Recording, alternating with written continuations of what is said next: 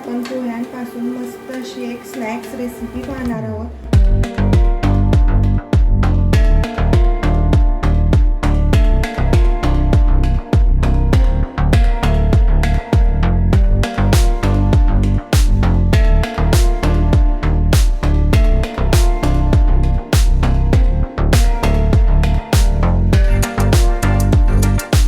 तर बघा किती मस्त झालेले आहे। नमस्कार, आज आपण पोह्यांपासून मस्त अशी एक स्नॅक्स रेसिपी पाहणार आहोत। तर बघा इथे मी हे 2 कप पोहे घेतलेले आहे। तर आपल्याला आता सर्वात अगोदर 2 पाण्याने पोह्यांना स्वच्छ धुवून घ्यायचे आहे।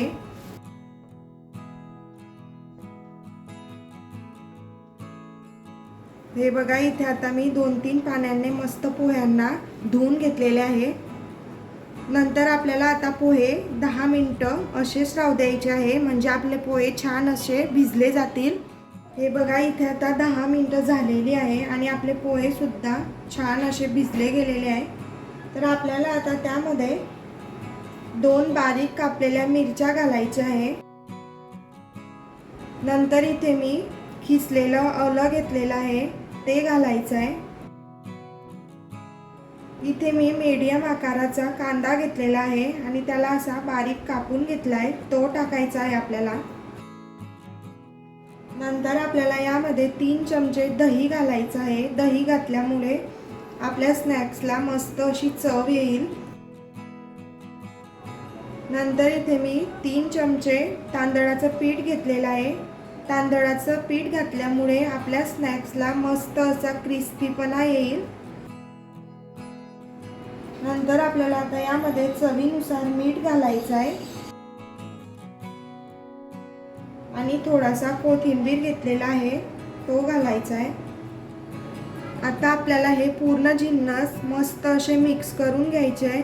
तर बघा इथे आता आपल्याला पाण्याचा अजिबात वापर करायचा नाही आहे। तर बघा अशा प्रकारे मिक्स करून आपल्याला आता याचा मस्त असा एक गोळा तयार करून घ्यायचा आहे।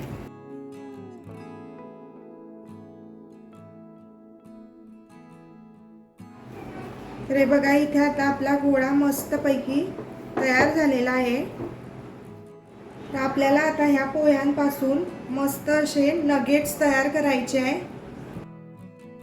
तर हाताला आपल्याला पहिले तेल लावायचं आहे। नंतर आपल्याला आता थोडंसं यामधलं पोर्शन घ्यायचं।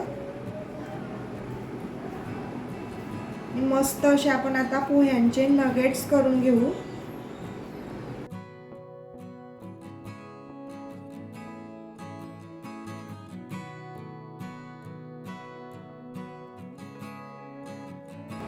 तर हे बघा किती मस्त असा नगेट्स तयार झालेला आहे आपला।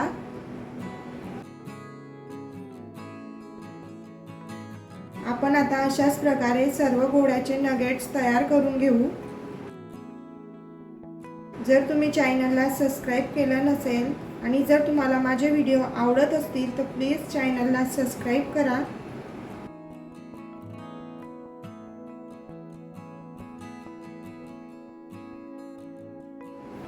हे बघा इथे आता मी पूर्ण पिठाचे मस्त असे नगेट्स तयार करून घेतलेले आहे। तर आपल्याला आता ह्या नगेट्सला तळून घ्यायचं आहे। तर हे बघा इथे मी अगोदरच कढईमध्ये तेल तापवण्यासाठी ठेवलेलं होतं आणि इथे आता आपलं तेल तापलेलं आहे। आता आपल्याला जितके बसतील तितके नगेट्स तेलामध्ये सोडायचे आहे।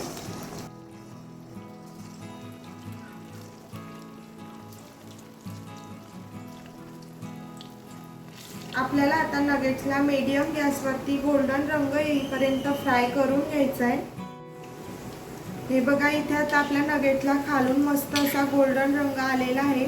आपल्याला आता दुसऱ्या साइडने सुद्धा नगेट्सला मस्त असा गोल्डन रंग येऊ द्यायचा आहे।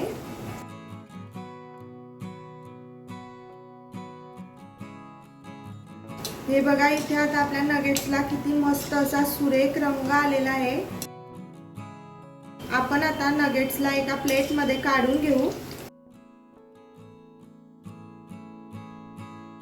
आपण आता अशाच प्रकारे पूर्ण नगेट्स तळून घेऊ।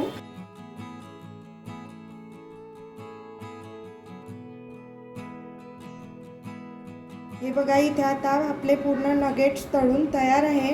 तर बघा किती मस्त झालेले आहे आणि मस्त असे क्रिस्पी सुद्धा झालेले आहे. हे बघा आणि अजिबात ऑइली वगैरे झालेले नाही आहे. तर तुम्ही ही रेसिपी नक्की एक वेळेस ट्राय करून बघा. रेसिपी आवडली असेल तर लाईक करा, शेअर करा आणि सबस्क्राईब करा. भेटूया आपण अशाच एका नवीन रेसिपीसोबत. तोपर्यंत बाय बाय.